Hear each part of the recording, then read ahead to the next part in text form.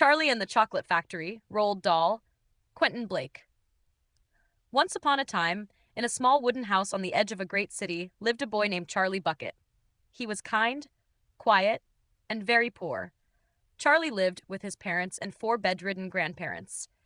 Their meals were simple, mostly cabbage soup, and the only luxury in Charlie's life was the smell of chocolate drifting from the great Wonka factory across town.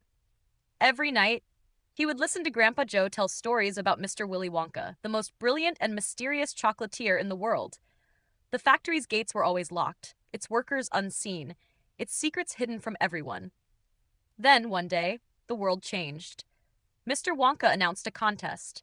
5 golden tickets were hidden inside 5 ordinary chocolate bars. Whoever found one would be invited to tour the magical factory and receive a lifetime supply of chocolate. The world went wild.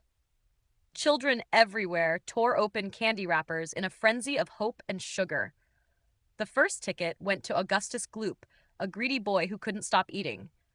The second to Veruca Salt, a spoiled girl who always got what she wanted. Then came Violet Beauregard, who never stopped chewing gum, and Mike TV, who was obsessed with television. And then, the 5th ticket, found by none other than Charlie Bucket. It happened on a cold, windy morning.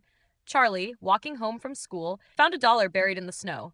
He bought a Wonka bar, tore it open, and there it was. The final, golden ticket. The moment he ran home to show his family, joy filled their tiny house like never before. Grandpa Joe, shaking with excitement, leapt from bed to join Charlie on his adventure. The next day, the 5 children and their guardians gathered outside the towering factory gates. Mr. Wonka himself appeared, dressed in a purple coat with twinkling eyes and a top hat. He led them through a world beyond imagination, chocolate rivers, edible flowers, and a room made entirely of candy.